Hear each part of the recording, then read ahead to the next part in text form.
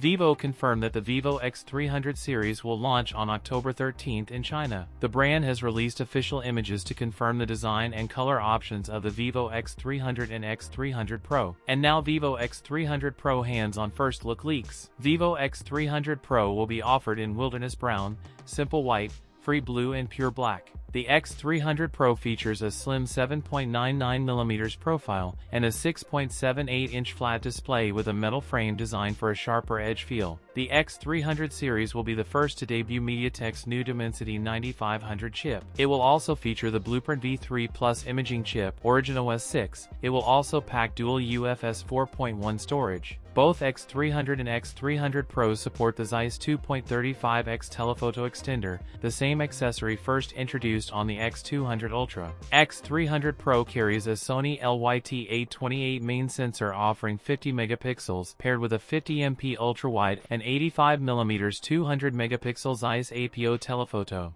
The Vivo X300 Pro will have a large 7000 mAh battery.